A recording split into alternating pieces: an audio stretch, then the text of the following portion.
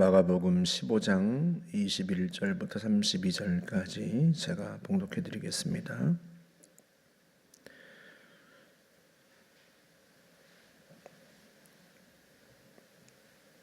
마침 알렉산더와 루포의 아버지인 구레네 사람 시몬이 시골로부터 와서 지나가는데 그들이 그를 억지로 같이 가게 하여 예수의 십자가를 지우고 예수를 끌고 골고다라는 곳, 번역하면 해골의 곳에 이르러 모략을 탄 포도주를 주었으나 예수께서 받지 아니하시니라. 십자가에 못 박고 그 옷을 나눌세 누가 어느 것을 가질까 하여 제비를 뽑더라. 때가 제3시가 되어 십자가에 못 박으니라. 그 위에 있는 죄패에 유대인의 왕이라 썼고 강도 둘을 예수와 함께 십자가에 못 박으니 하나는 그의 우편에 하나는 좌편에 있더라. 지나가던 자들은 자기 머리를 흔들며 예수를 모욕하여 이르되 아하, 성전을 헐고 사흘에 짓는다는 자여, 네가 너를 구원하여 십자가에서 내려오라 하고 그와 같이 대제사장들도 서기관들과 함께 희롱하며 서로 말하되 그가 남은 구원하였으되 자기는 구원할 수 없도다. 이스라엘의 왕 그리스도가 지금 십자가에서 내려와 우리가 보고 믿게 할지어다 하며 함께 십자가에 못 박힌 자들도 예수를 욕하더라. 아멘. 빌라도는 예수님을 채찍질하고 십자가에 못 박도록 내어줍니다. 그렇게 해서 예수님께서 십자가를 지고 골고다 언덕을 올라서 거기에 못 박히시게 되는데요. 그 당시에 십자가에 못 박히는 죄수들은 자기가 못 박힐 그 십자가가 세워질 곳까지 짊어지고 갔단 말이죠. 그런데 예수님께서 얼마나 채찍을 많이 맞으셨는지 그 십자가를 지고 가지 못하셨던 모양이에요. 그래서 로마 군병들이 구레네 사람이라고 하는 그 시몬을 억지로 예수님의 십자가를 지고 가도록 붙듭니다. 그런데 그를 어떻게 소개하는가 하면 알렉산더와 루포의 아버지라고 소개를 해요. 여러분, 마가가 이 복음서를 쓸 때 구레네 사람 시몬을 알렉산더와 루포의 아버지라고 소개한다면 왜 그렇게 소개하겠습니까? 그 당시에 이 복음서를 읽는 모든 독자들이 이 시몬이 누구일까 궁금해할 때 알렉산더와 루포의 아버지라고 소개하면 다들 그분하고 알아듣는다는 뜻 아니겠습니까? 이 시몬이 예수님의 제자가 아니란 말이죠. 시골에서 올라왔다 이렇게 표현하는데요.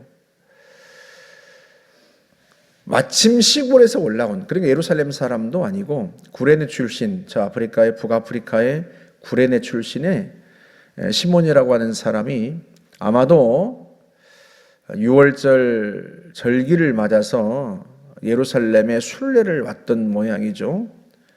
시골로부터 올라와서 예루살렘에 온 건데 마침 아무것도 모른 채 지나가다가 로마 군병들에게 붙들린 거예요. 예수님의 제자가 아닙니다, 이 사람이요. 근데 그를 억지로 예수님의 십자가를 지고 가게 합니다. 그가 어떻게 하여서 사람들에게 알려졌는지 그 과정은 잘 모릅니다만 로마서 16장 13절에서 바울이 로마 교회에 편지하면서 마지막 16장에서 안부 인사를 하는데요. 그때 13절이 이렇게 말합니다. 주 안에서 택하심을 입은 루포와 그의 어머니에게 문안하라. 그의 어머니는 곧 내 어머니니라. 루포가 어떤 사람이라고요? 주 안에서 택하심을 입은 사람. 주님이 선택하셨다는 거예요.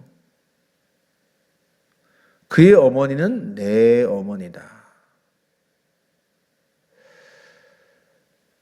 그만큼 바울에게는요, 어머니 같은 분이고, 바울을 아끼고 사랑하는 분이고, 바울이 그렇게 어머니처럼 섬겼던 분이다, 이런 뜻이잖아요. 그러니까 루포나 그의 어머니나 로마에 살고 있는 이분들이요, 로마 교회 성도들에게 잘 알려진 분이고, 또 바울이 큰 은혜를 입었던 분이고, 바울이 어머니처럼 섬겼던 분이다.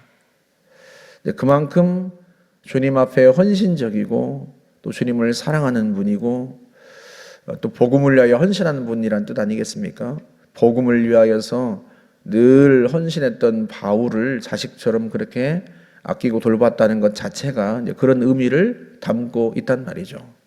그런데 그 가족을 향하여서 주 안에서 택하심을 입었다, 그렇게 표현했어요.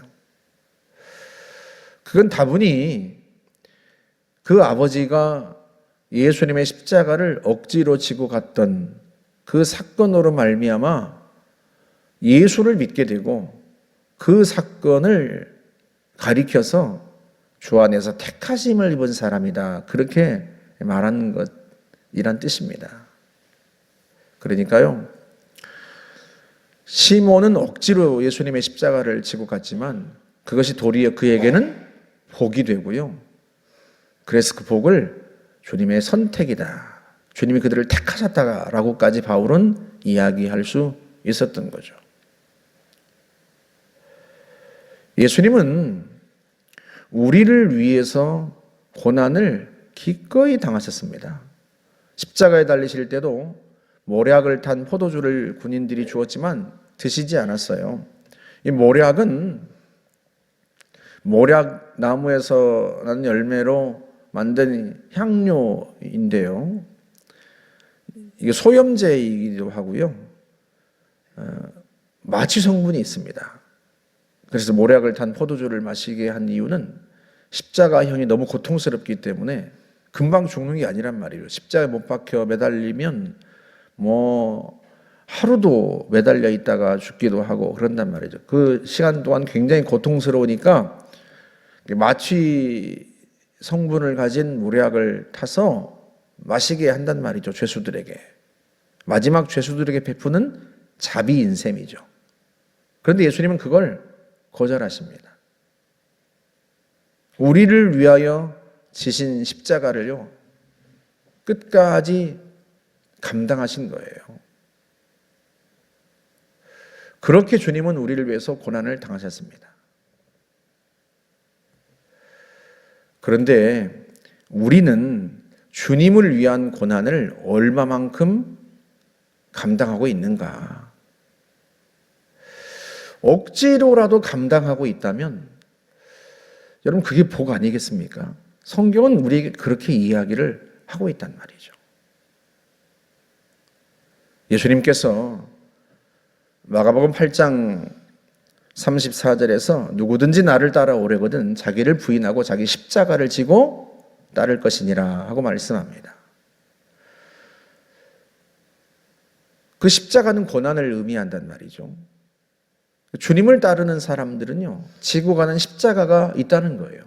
그걸 거절하지 말고 편안하려고 하고 늘 그런 편안함만 추구하는 자기를 부인하고 자기 십자가를 기꺼이 지라.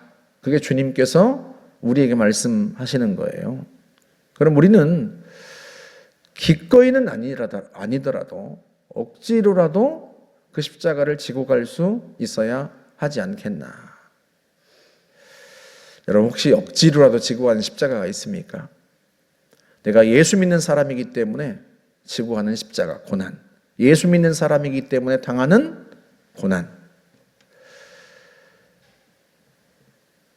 내가 직분자여서 받는 고난, 또는 직분자여서 마땅히 내가 감당하는 십자가. 우리에게 그런 십자가가 있습니다. 어떤 분이 국민일보에 그렇게 질문한 걸 봤어요. 장로님이신데, 장로라고 해서 꼭 새벽 예배 나가야 됩니까? 라고 이제 묻는 거예요. 박종순 목사님이 거기에 일일이 대답하시고 뭐 그런 칼럼이 있었어요. 자기가 기도하는데 집에서도 기도하고, 그런데 굳이 새벽 예배를 교회에 나와서 기도해야 되느냐 하고 묻는 거예요. 제가 그걸 보면서 이분은 억지로 지고 가는 십자가가 뭔지를 모르시는구나, 그런 생각을 했습니다.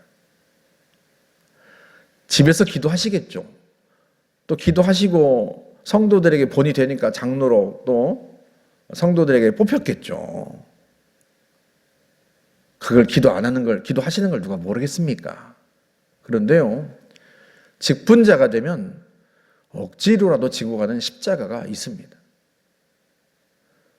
수요 예배, 금요 예배, 물론 집에서 성경 보고 기도하시죠. 우리 성도들도 그런 생각 하시는 분도 있을 거예요. 아니, 장로 권사라고 꼭 주중 예배, 공예배 다 나와야 합니까? 제가 집에서도 성경 보고 기도하는데. 그분도 억지로 지고 가는 십자가의 의미를 모르는 거예요. 내가 비록 집에서도 얼마든지 성경 보고 기도하고 그 정도 경건의 훈련은 돼 있지만, 그래도 내가 수고롭게 교회 나와서 예배하면 그걸 통해서 교회가 세워지고, 그걸 통해서 또 누군가는 본받고, 그렇게 해서 교회가 든든히 세워지는 거예요. 그렇게 억지로라도 십자가를 지고 가다 보면 그것이 내게 복이 되는 것이고요. 또 제가 주일 예배 때 말씀드렸죠. 이제 예수 믿은 지 3년밖에 안 된 분인데 주일 예배에서 은혜를 받고 월요일 날 출근해서 직장 생활을 하다 보면 살짝 세상에 물들려고 한다고, 그러면 얼른 수요 예배 또 나와가지고 수요일에 나와서 은혜 받고 다시 믿음으로 서고, 또 목요일 날 직장 출근해서 세상 생활 하다 보면 또 살짝 물들려고 하면 또 금요일 날 오고 가서 은혜 받고, 그렇게 은혜 받고 믿음을 지켜간다, 그렇게 말하잖아요. 이분에게는 그 공예배가 억지로 지고 가는 십자가가 아니라 자기를 지키는 은혜의 시간인 거예요. 억지로 지고 가는 십자가가요, 그게 내게 복이 되기도 한다니까요. 그분은 억지로 지고 가는 십자가는 아니었지만 그래도 직분자가 되어서 억지로 지고 가는 십자가라 생각되는 그 공예배에 오면 은혜를 받아서 더 주님을 위해 헌신할 수 있고 더 성도들을 잘 세워갈 수 있으니 그것도 복이 아닙니까? 우리가 신앙생활하고 예수를 믿으면서 어떻게 모든 것이 기꺼이 하고 즐겁게 할 수 있겠습니까? 때로는요, 억지로도 한다는 말이죠. 그런데 억지로도 지고 가는 그 십자가가요, 내게 도리어 복이 됩니다. 하나님이 그렇게 하시는 거예요. 로마서 8장 17절에서 우리가 그와 함께 영광을 받기 위하여 그와 함께 고난도 받아야 할 것이니라 하고 말씀합니다. 우리가 상속자가 되었단 말이죠. 상속자면 하나님의 상속자여 그리스도와 함께한 상속자니, 그리스도와 함께 하나님의 나라를 상속받은 거예요. 사실은 그리스도를 통해서 받은 거죠. 주님은 십자가 위에서 사람들의 모욕도 견뎌내셨습니다. 자기를 구원하지 못한다, 남은 구원하지만 자기를 구원하지 못하는구나 하고 대제사장들과 서기관들의 모욕을 감당하셨고요, 지나가는 사람들조차도 너 자신을 구원해봐라 하고 모욕하는 그 모욕을 기꺼이 담당하셨단 말이죠. 주님은 우리를 위해서 그 고난을 다 감당하시기 위해서 모략탄 포도주도 마시지 않았단 말이죠. 그런 주님을 위해서 우리가 작은 고난도 감당하지 못하겠는가? 고난도 함께 받게 하려고, 그리스도와 함께한 상속자니까, 하나님의 나라를 상속받았으니까 그분을 위해서 고난도 받을 수 있어야 한다. 그분과 함께 영광을 받는 자면 당연히 고난도 함께 받아야죠. 빌립보서 1장 29절에서도 그 말씀을 하지 않습니까? 너희에게 은혜를 주신 것은 고난도 받게 하려고. 왜 우리에게 은혜를 주신다고요? 그리스도를 위하여 고난도 받게 하려고. 고난도 넉넉히 감당하게 하려고. 그래서 주님 우리에게 은혜를 주신다는 거예요. 우리가 평안하고 즐거운 삶을 살게 하기 위해서만 은혜를 주시는 게 아니라 넉넉히 고난도 감당할 수 있도록 하기 위해서 은혜도 주신다는 거예요. 그러니 우리가 신앙생활하면서 예수 믿는 길, 제자 되는 길 속에 고난이 있다. 그걸 염두에 두고 때로는 우리가 예수 믿는 것 때문에 또는 직분자이기 때문에 또 성도이기 때문에 때로는 져야 하는 십자가가 있다면 기꺼이 질 수도 있지만 억지로도 질 수 있고 다만 그걸 잘 감당할 수 있어야 하지 않겠는가 하는 거죠. 그리고 그렇게 억지로라도 지면 주님이 그게 도리어 복이 되게 하신다. 시몬처럼 말이죠. 주 안에서 그게 택하신 사건이고 온 가족이 다 예수 안에 있게 된 계기가 되고 억지로 지고 한 십자가가 후에 그에겐 영광이 되고 그의 가문, 그의 온 가족들에게는 큰 영광이 된 거죠. 저와 여러분이 때로는 주님과 함께 십자가를 지고 가야 하는 그 길 잘 감당해 갈 수 있기를 주님의 이름으로 축복합니다. 함께 기도하겠습니다. 좋으신 하나님 감사합니다. 주님께서 우리에게 자기 십자가를 지고 따르라 말씀하시는데 때로는 그 십자가 억지로라도 잘 지고 갈 수 있도록 하나님 우리에게 은혜 베푸시기를 원합니다. 그 십자가 내팽개치지 아니하고 주님을 위하여 지고 갈 수 있도록 하나님 저희를 돌보아 주옵소서. 도리어 그게 복이 될 줄 알고 주님 우리를 축복하실 줄 알아서 하나님 감사함으로 지고 간다면 더더욱 복인 줄 믿습니다. 전능하신 하나님 아버지, 우리의 평생에 가는 길에 그 십자가 잘 지고 갈 수 있도록 축복하여 주옵소서. 예수님의 이름으로 기도하옵나이다. 아멘.